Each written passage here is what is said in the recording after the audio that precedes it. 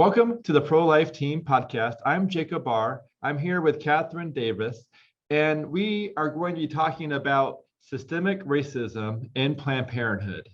And then we will touch on our pregnancy clinics ready for when Roe is overturned.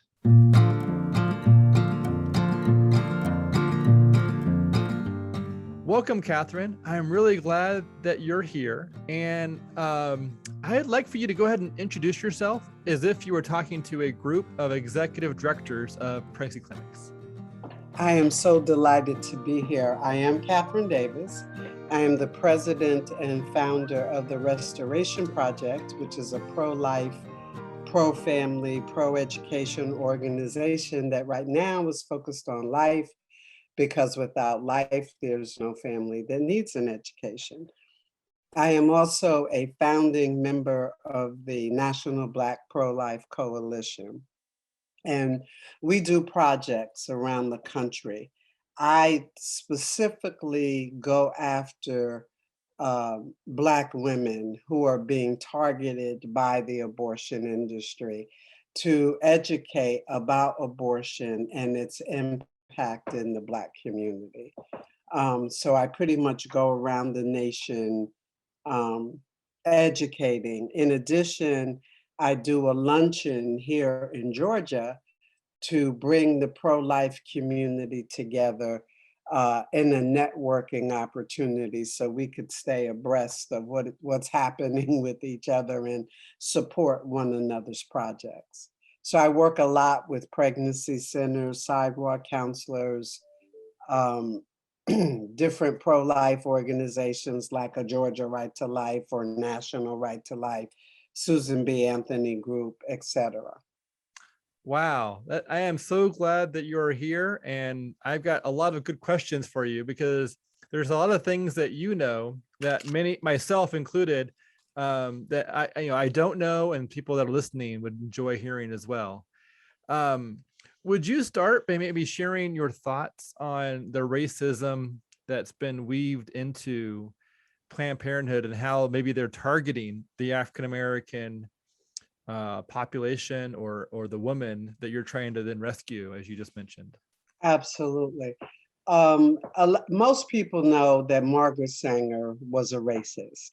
Planned Parenthood spent the past 100 years trying to convince the culture that she was not. They would say things like her history was complicated. She was a product of her time. But even her autobiography talked about how she met with the women of the KKK to promote population control kinds of activities specifically directed towards the Black community. Most people know that in 1939, she launched what she called the Negro Project, which was designed specifically to get Black ministers and others of influence to persuade Black women to use birth control. And over the years, her organization grew their population control efforts, and specifically they began to target Black women while at the same time trying to reassure the culture that they were simply giving Black women and other women of color access to reproductive health care. Well, last year, while we were all sheltering in place and some businesses were deemed essential and others weren't, Planned Parenthood and other abortion providers were deemed essential.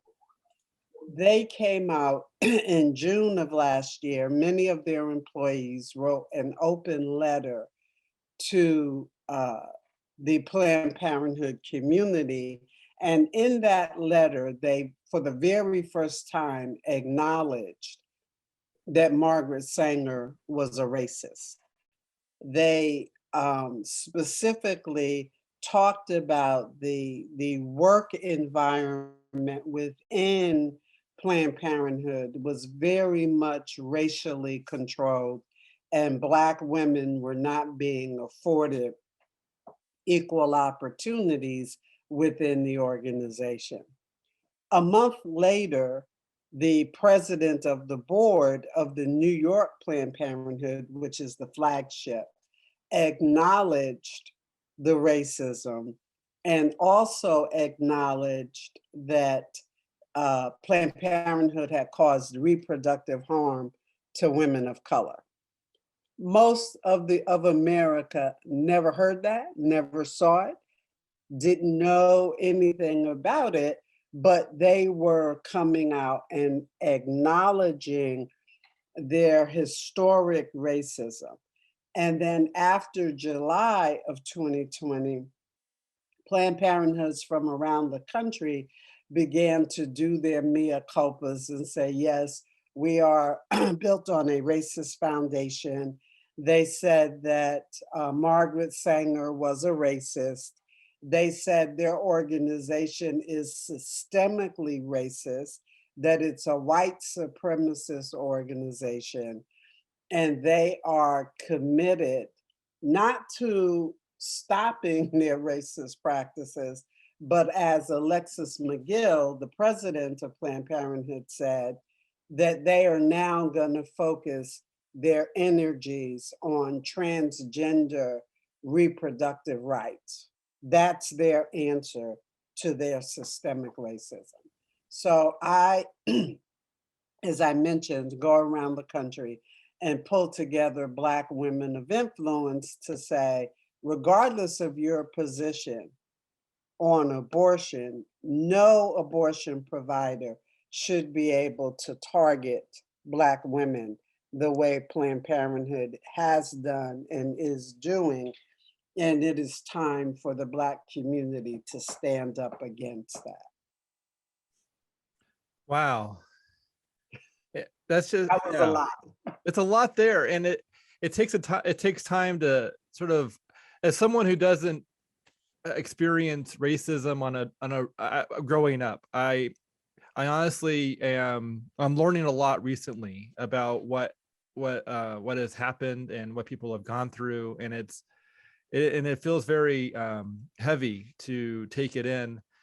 And the one thing that really struck me, well, the one thing that I recently was spending some time researching and trying to understand based on a previous podcast was that Planned Parenthood hired religious ministers to manipulate an audience, or to keep them in line in case they were to go out of, in case they were to realize, I think in the letter Margaret Sanger wrote, you said in case they realized they were being exterminated, like it was that kind of language.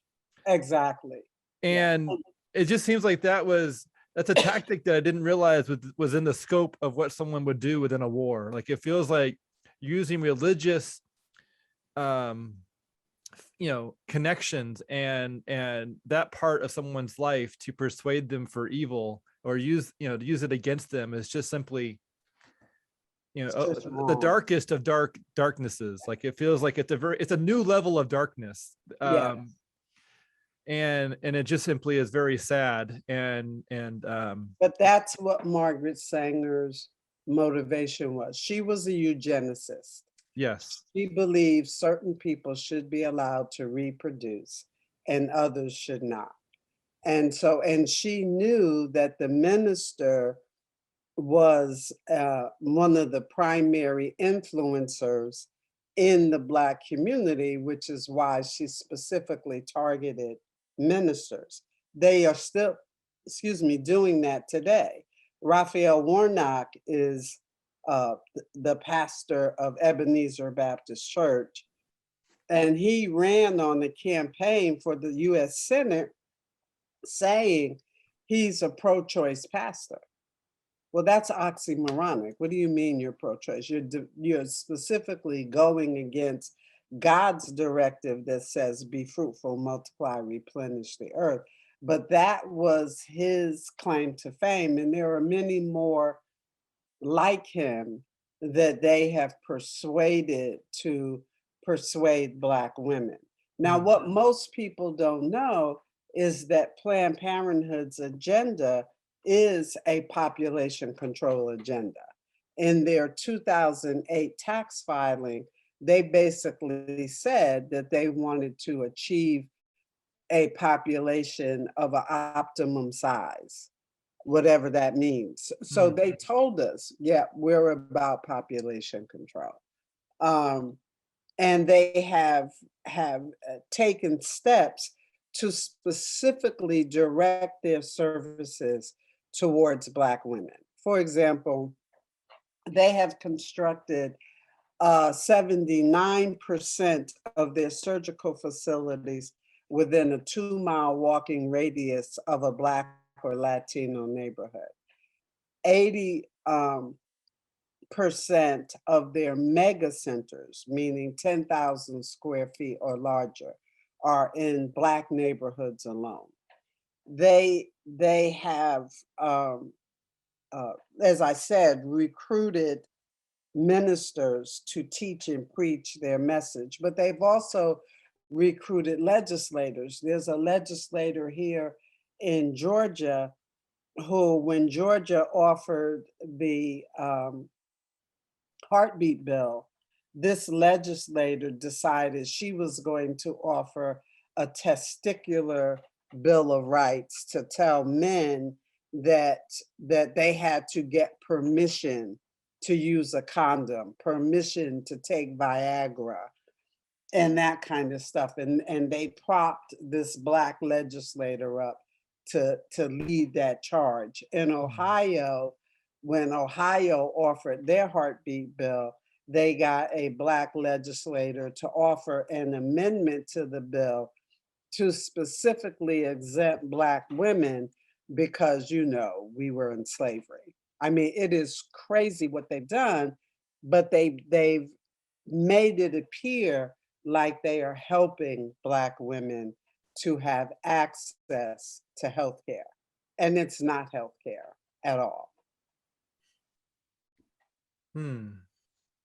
What would you like church ministers, pastors, priests, people that are in leadership roles at a church to know about this, and what might you suggest they do or they pray, but maybe what would you like them to know about this as part of how Margaret Sanger used the ministers to do that, I guess in 1939. How what would you encourage ministers and pastors today to consider as this being a topic that sometimes is left out of the church scene, because it's divisive and things along those lines? What might you encourage that Well, minister to say or do? yeah, the minister is still very influential in the Black community. And, Black, white, pink, green ministers, they Sure. are people of influence. I don't think most people realize that abortion is being used to target one group of people. So let's say that you are a pro choice pastor. Are you okay with the abortion industry using abortion, which is going to result in the death of another human being 100% of the time that the abortion is successful? Are you okay with them using it to target one group of people based on the color of their skin? And if you are not, you need to talk about it. You need to create a safe place for the women in your congregation who chose abortion to get healed of their abortion decision. Because honestly, many women are sitting in the church pews right now, today, cringing on the inside because they made the abortion decision and they don't feel like they can be forgiven. And they don't know that abortion is not the unpardonable sin and they can be forgiven. So pastors need to talk about that. They need to create a safe space for their parishioners to be able to get healed of their abortion decision. But they also need to show leadership in terms of stopping the abortion industry from targeting. Okay, even if you accept that abortion is a woman's right, should an abortion provider be able to target one group of people based on the color of their skin? And if your answer is no, then as a leader, you need to stand up and say that. And you need to talk to your members and talk about it in your community to make people aware of what's happening. Yeah, because abortion is obviously wrong, but to use it to target based on someone's skin or their gender, it seems to be even, doubly dark because it's going after it based off of based on a judgment, based on one of those, based on the pigment or based on their sex or based on something like that. Um, Exactly. eh, Exactly. like, And yeah. they are using that targeting to sell the body parts of the babies they're aborting. There was a story that came out just about a month or two ago about the University of Pittsburgh, who was purchasing the body parts of aborted children based on their skin color. Hmm. And so they were ordering, I want 50 Black babies, I want 50 Latino babies. They were literally ordering the body parts based on the skin color of the parent. And Planned Parenthood was freely and easily selling them those body parts. And in many of the instances, the body parts that were being ordered, the child had to be alive in order for them to harvest that part. Hmm. And most people don't know that that's what they're doing. So Planned Parenthood tells women, it's your body, it's your choice, and you get to make this decision. And they call the child in the womb a blob of tissue or a product of conception. They objectify it, but they know that that child is a human being, is a person, because they then turn around and sell that child's body parts, their livers, their gonads, their heart. Uh, Hmm. they basically sell them to universities and others who experiment on them. And so people need to be aware of that, that even in the targeting, that they are specifically fulfilling the requests of these people for specific body parts of Black and brown children. And that just should not be um, Hmm. in this nation. That should not be. Yeah, it's so barbaric and evil and just yeah, I'm at a lack of words to go further than that. It's just it's It's dark. devastating, dark. Yeah, Yeah. it's very dark. What would you like to say to pregnancy clinic leadership, who has people coming in, or when it comes to their way to reach out to their community, when it comes to pregnancy clinic leadership, reaching out to churches, reaching out to people, maybe on the college campuses, what might you suggest they say or include in their messaging to try and shed light on these evil dark tactics, or to dismantle some of these evil dark tactics? What might they consider or try and what should they be praying for in this space? I think it's time that we begin to really talk about the targeting. Very few people talk about it. Everybody whispers, behind their hand, they target the Black community. But no one is really taking the leadership to stand up and say, this is wrong.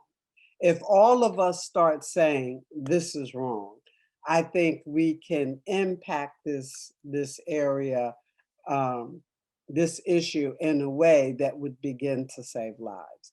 So, one, the pregnancy centered leadership and pastors and other men and women of influence need to educate themselves. If you go to my website, the restorationproject.life, I have a copy of a complaint that the National Black Pro-Life Coalition filed against Planned Parenthood with the Department of Health and Human Services. I would encourage everyone to go read that complaint because it's very well documented. It gives you all the references to show how Planned Parenthood has been targeting Black women and their children. And I think they can begin to talk about it, but they could also write a letter of support of that complaint to HHS. Um, Also on my website is a video. In 2018, Alabama passed a constitutional amendment that defines the child in utero as a person. So a lawsuit has been filed that says, if to Alabama, to the governor of Alabama, please enforce the laws of what the people of Alabama have voted. They have said, yes, the child in utero is a person. So if that child is a person, is that child entitled to equal protection and due process under the law? We say yes, enforce the law. So on my website as well is a video that explains the Baby Q case. And again, it's a case that people can talk about. They can write to Alabama's governor, and maybe even sponsor similar legislation in their own state to say these children in the womb are people. And so, as such, the 14th Amendment guarantees them equal protection and due process, and mom's rights don't trump that child's right. And I think we need to start talking about that as well. So those are two resources that people can take a look at, um, and get educated because we don't really know how dark this issue is because it hasn't been framed for us before. Yeah. But now we're framing it. And the more of us that begin to talk about it, I think the more success we're going to have in ending this great crime against humanity. So when it comes to talking about Planned Parenthood's targeting, um, so they're so I want to talk about which aspects they are targeting. In your opinion, are they targeting Black and brown? Are they targeting poor, poverty-stricken areas? Or how would you define the different areas that they are targeting based on what you understand? In a 2014, 15, somewhere around there, Planned Parenthood opened another facility here in Georgia. And a local newspaper here, Creative Loafing, interviewed them and asked them, how did you decide on this particular area to put your new center? And they basically told you, we went to the Rollins School of Public Health and we got them to help us to identify the best area to put our clinic. So Okay. they didn't tell us what criteria they gave to the Rollins School of Public Health. But when you see where they placed the facility, it had to be that they wanted a Black dense area of the state. So the facility is on Moreland Avenue. I don't know if you know anything about Atlanta. No. But where they place that facility is in the heart of the Black community. It is right off of Highway 20, so easy access, and it is Black Atlanta is where they put it. So what criteria did they give them in order to determine that that was the best place? They did the same thing in Charlotte. And the thing that they have taken to doing is not allowing you to know that they've chosen that neighborhood until the sign goes up on the building. So they pull the permits, the building permits, Mm. under the name of an LLC that nobody is thinking this is Planned Parenthood. And then Ah, once they have constructed the building, Planned Parenthood's name goes up on the side, and you're like, what? Wait a minute. How did that happen?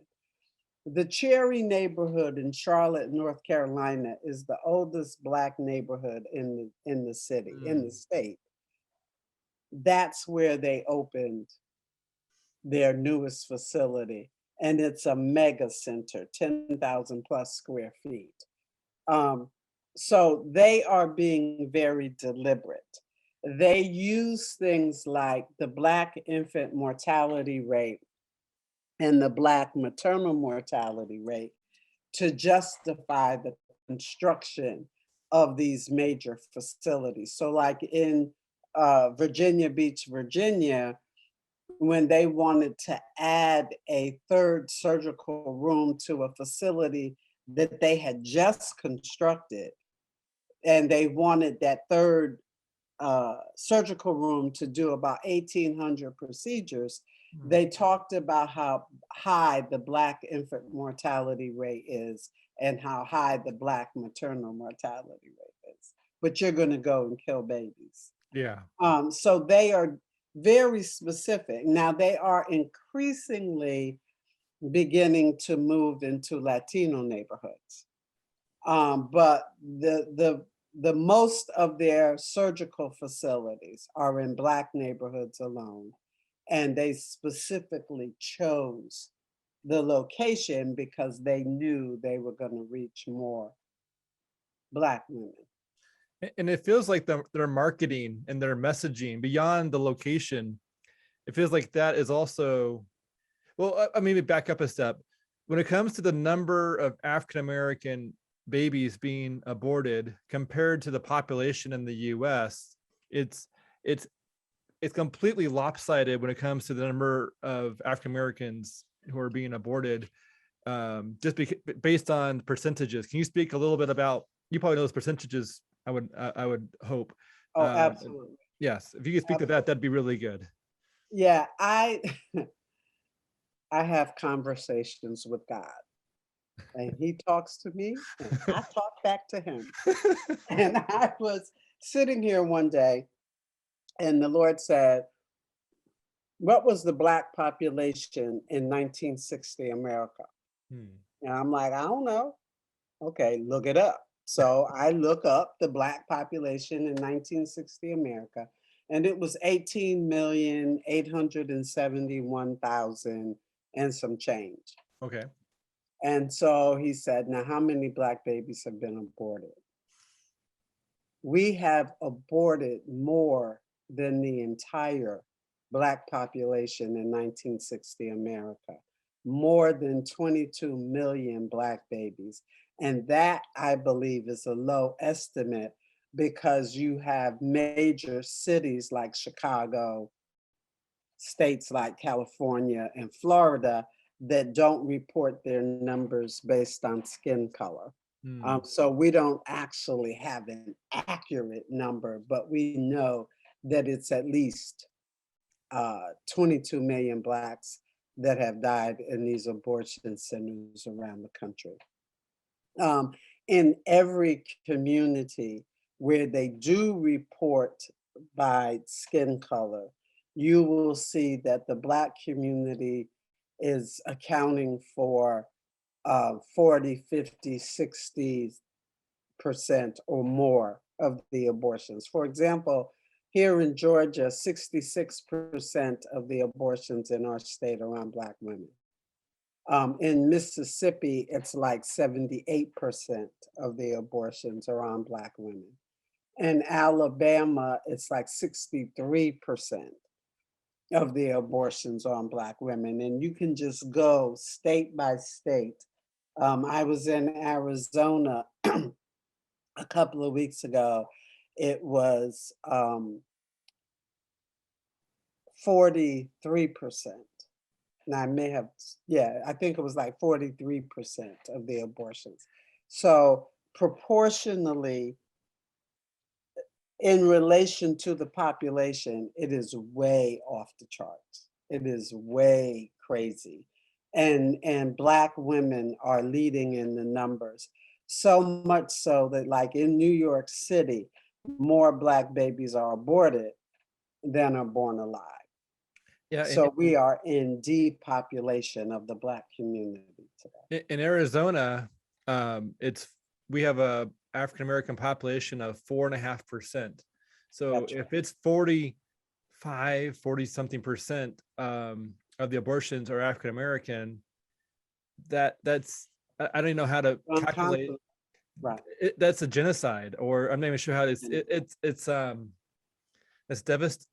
it's completely out. It's not balanced. It's not Right. like Planned Parenthood is targeting general population. They're Right. targeting that's a target. Specifically the Black population, and they are not covering it up. I mean, they'll tell you, Black women lack access to reproductive health care. Really? We do? What are you basing that on? But that's what they say. And they will get 4 or 5 Black women to stand in the eye of the camera while they are making these outrageous claims to make it appear that Black women are voluntarily choosing. But Hmm. they're not. It's a matter of targeting. And when you look at the percentage of abortions that are done through coercion, the woman didn't choose it. Her Yeah. parent, her pastor, her partner, her husband, whoever forced her to get the abortion, then we're talking about a completely different story. And I can tell you many, many firsthand accounts of women that I have encountered across the country who are telling me that they were forced to get that abortion. They didn't choose it. Yeah. Somebody made them. And coercion's illegal. We had a podcast with a legal group, and they were talking about, if a parent says, you can't live here unless you get an abortion, or the boyfriend says, if you don't get that abortion, I'm going to beat you up. Those are forms of coercion or forcing someone into an elective decision that's currently legal. It's not legal. It's illegal to coerce or force someone into a decision that they don't want or decide to do on their own. And Planned Parenthood is guilty of aiding and abetting the coercion. One quick example is a woman that I met in North Carolina, and her husband was forcing her to abort their baby. And so when he took her to the Planned Parenthood, she told them, I don't want to kill my baby. I want to keep my baby, because she thought they would help her get away from him. Instead, the counselor called her husband in and said, y'all might need to go get a cup of coffee because she doesn't want the abortion. And so y'all need to go talk about it. He took her out. He pulled up, she said, to a car wash, and he began to clean out the car. And he very quietly looked at her and said, I'm going to kill you when we get back to the hotel. Hmm. And so she said, just take me back.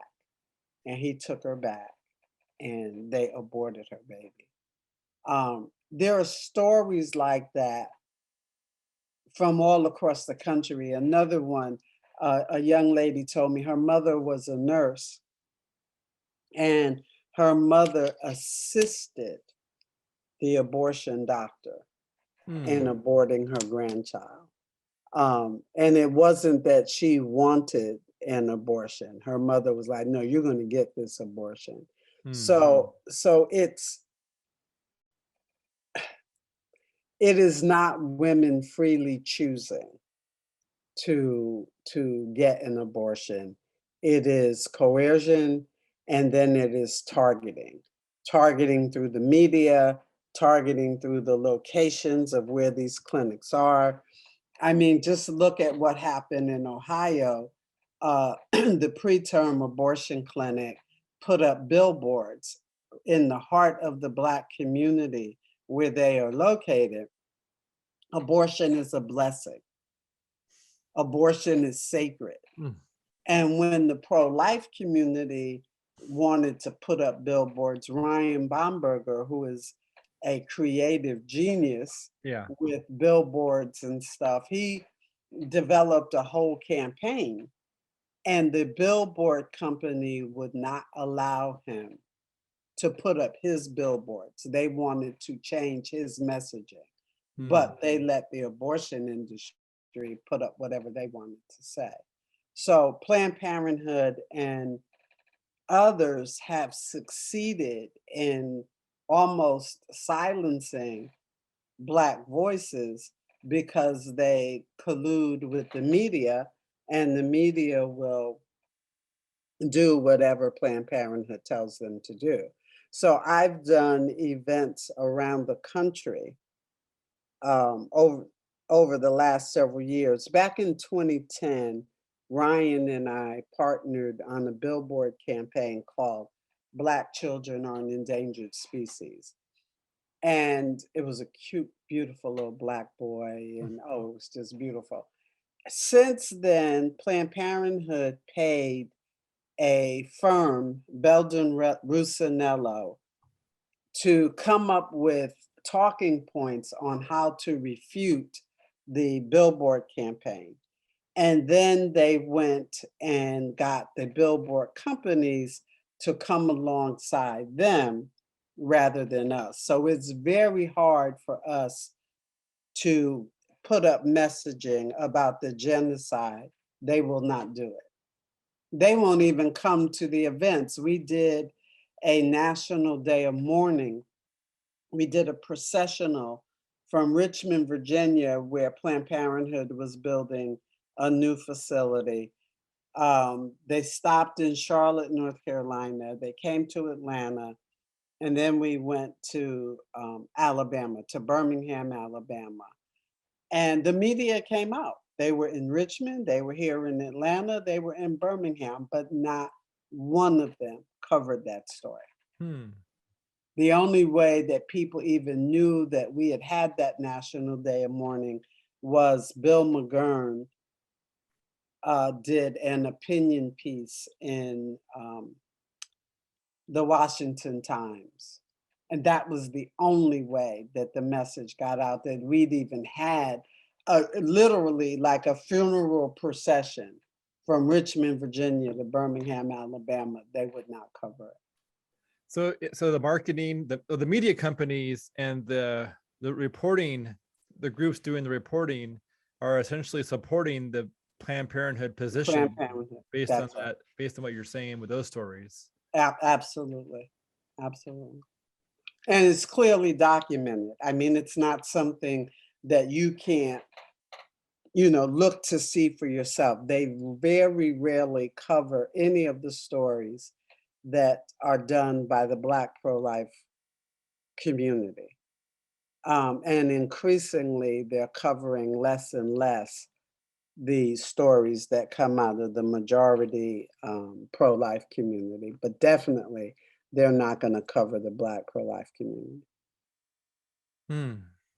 It feels a lot like a David and Goliath when it comes to small groups or pregnancy clinics, um, and these larger companies that have, that own the billboards or that are, that have the reporting, the news stations, and Exactly. how they are using their bias to fall in line with Exactly. Planned Parenthood's agenda or posture that they want people to have, or these groups to Right. have. Yeah. That's exactly true. And Planned Parenthood has been quite successful, as I said, in persuading the mainstream media that their services are acceptable and that they are pro women. They are not pro women. Yeah. I feel like sometimes when they say things like that, it's like a bold-faced lie where they Yeah, say the very opposite of what they're doing. exactly. And one of the things that most people don't know, every time there's a pro-life bill, the pro-abortion people will come out and say, we're not going back, and they hold up the wire coat hanger. We're not going back, but they're not telling you the numbers of women who are being injured in these abortion centers and who are dying. Women are still dying from abortions. Planned Parenthood is increasingly botching more and more and more abortions, and women are being permanently injured in the sense that they will never be able to have children because their bowels were pulled out or their uteruses were perforated or whatever. But there's also women who, because of the botched abortion and because they are not healthcare, they are dying as a result of the botched abortion. For example, there was a young lady named Tia Parks, that preterm facility in Ohio. Tia was heavy, she was obese, and she was pregnant with twins. One of the children were in her fallopian tube, and one was in her uterus. Because Planned Parenthood does not do healthcare, I mean preterm, the abortion providers, they don't do healthcare. They didn't examine her to see what was going on and what they needed to do. So they successfully aborted the child that was in her uterus, but they didn't even know she still had a child in her tube. So Tia goes home and she is in pain and she's in distress. And so finally, her friends take her to the emergency room, where they discover the ectopic pregnancy, but Mm, it was too little too late. Her tube ruptured, she died. mm. But they tell you they're giving these women health care. Well, if they had simply done a real examination of her before the abortion procedure, they would have discovered the ectopic pregnancy. But they Yeah. don't do that. They kill babies. That's their business. And, you know, to heck with you. Yeah, and if someone gets injured, it almost feels like it lines up with Margaret Sanger's vision and her hatred toward certain groups. That's exactly right. That's exactly right. And they just continue, and they will move these abortionists around from facility to facility, and they just don't care. They don't care about women. They don't care about anything other than meeting their population control agenda. And that's what motivates them and keeps them going. So earlier you mentioned how Alabama had passed a bill that was defining the unborn baby as being a person. Mhm. What was the result of that? Was that like how would you describe the benefits and result of that bill being passed? Well, Alabama has said they don't want abortion in their state. And they did it by a constitutional amendment. So it wasn't just a bill that they said the baby is a person. They literally amended their constitution to say the baby is a person. But the governor is not enforcing Oh, their own state laws. She's ignoring it right now. So that's why the lawsuit was filed to say, do your job, Miss Governor. The people of Alabama have spoken. We don't want abortion in our state. Enforce the constitutional amendment and provide those children equal protection. and is that the bill that's currently being seen by the Supreme Court or will be No, seen? no, No. no. The case that's before the Supreme Court now is the Dobbs case. That's out of Mississippi. Oh, yes. That case is specifically looking at abortions beyond 15 weeks.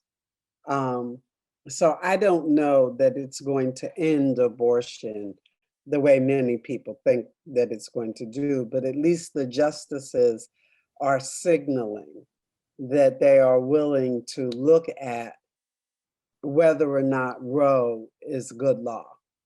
So they may overturn Roe. It won't end abortion because it would then go back to the states. But places like Alabama, where they have ruled that the baby in utero is a person, then that would end abortion because you couldn't take the life of the child without equal protection and due process. Okay. Wow, there's so much going on. I'm really appreciate your expertise and your knowledge and you sharing these things. Um, so how would you ask people who are listening to pray? Like, what might you consider would be what voice do we need to be resonating when we're reaching out and crying out to God on this issue?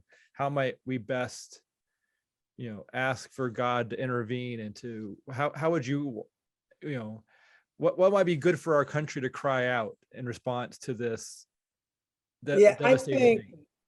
I think we are at the end of abortion on demand. I honestly believe that people here in Georgia look at me like I have antenna growing out of my head. Like, what are you talking about, woman?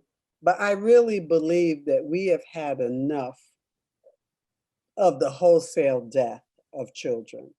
And we are seeing the effect of treating children in the womb as if they are not people spill over into every area of life. We have people who will just shoot you today. Um, they don't value your life. They don't think you deserve to live.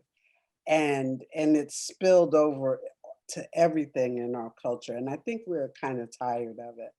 Um, so I do think Roe is going to be overturned. I do think abortion is going to end. I believe that God is saying enough. And so he's joined the fight in new ways, and people are waking up to the fact that we've had enough of the wholesale slaughter of the innocent. Um, so the prayer is exactly that. Lord, tell us what to do to end this. Let us join together to end this. This needs to end. Um, I think the hanging fruit here is to end the targeting of the Black community. If we end the targeting of the Black community by the racists, then abortion will end because it will no longer be achieving their purposes. So I think that's how we pray. And I also think we need to begin to pray for what to do when abortion ends, because I think many of us in the pro-life community are not ready for abortion to end. We are still talking 1973 lingo about crisis pregnancies when the young women today are using it not as a crisis, but as their birth control method of choice. Yeah. So, but I do believe it's going to end. And so the prayer is, Lord, how do we prepare for that? How does the pro-life community get ready to assist women when they can no longer very easily walk down the street and take the life of their child? Are we ready for that? Do we have resources available? And then how do we reshape the pregnancy center movement? Because we're no longer going to have to reach out to that abortion determined woman, because abortion won't be legal, but she's still going to need help. How do we help her? Are we prepared? Can we redo our mobile ultrasound units and turn them into mobile pregnancy, prenatal, postnatal care, uh, Yeah. trucks or whatever? What do we need to be doing to help women now that they can't just willy-nilly decide, I'm going to take the life of my child? We have to reinvent ourselves. And now is the time to start thinking about that and praying about that and seeking God's wisdom and faith. That's good. Yeah, because unplanned pregnancy is not necessarily like a problem that doesn't exist in the future. It's going to be here for the long term. and providing care and being the hands and feet of Jesus is going to be a posture that we can always have to help people in difficult situations. And so a lot of the essentially the amount of women that we are going to be helping will be going up as more women are choosing life and are, essentially, and providing, and we essentially will get to pour out care to a larger number. And so the amount of traffic of women who are trying to help, or that are going through pregnancy clinic or prenatal clinics to get care, is going to be rising as abortion becomes less chosen or less available. Right. And do some of our centers need to become pregnancy homes? Because parents are still gonna yell at their kids and say, you can't bring that child here. Are Mm. we prepared to help them find a place to stay, a job, etc.? So we really need to begin to look at that right now, because the signs are there that it's going to end, and it's going to end sooner than later. I think Clarence Thomas has signaled that he's looking for the case that he can deal with the eugenics question. Yeah. Um, I think the court itself, the fact that they allowed the Texas heartbeat law to go into effect, they didn't block it. I think that's a sign that, yeah, we're coming to the end. So we need to get prepared for that, and to be able to help the women navigate the new waters. Yeah. Um, And part of those new waters is going to include helping women understand the risks and the harm that can come from a do-it-yourself at-home abortion using exactly. the abortion pills that may have been ordered off the internet from a different country. And there's going to be a lot of it's a very dangerous situation based on the fact Yes. there wasn't an ultrasound. The dates are not determined based on measuring, they're based on what someone types in. And that's obviously, there's a lot of concerns there over who's taking them and when they're taking them. and And and the all of this. psychological damage, the physical damage. I mean, Yeah. we must have answers, and we must begin to look at these, like you said, because we have a generation of young women who were able to get abortion on demand, and suddenly they're not going to be able to, and they are going to take matters into their own hand and maybe order those pills. And how many more lives are we going to lose of women because then they're going to be afraid to go get medical help, because they purchased the pills illegally or whatever. I mean, there's so many questions that we need to begin to look at and think about and prepare for. So to wrap up, would you mind offering a prayer for what we've talked about, the racism that needs to be addressed and brought into the light, and the targeting that needs to stop? Would you offer a prayer as we wrap up this podcast? Absolutely. Father, I just thank you for this time that we've had to talk about this vital issue, Lord, that is plaguing our nation and that is destroying the lives of babies and even the mothers, Lord.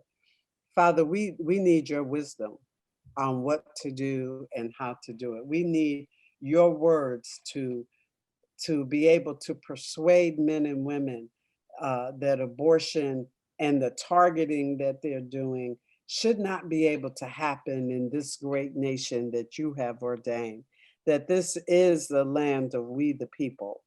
And we the people need to be free, not to look at our children as burdens, but to look at them as the blessings that you've said they are. So we ask for wisdom, we ask for insight.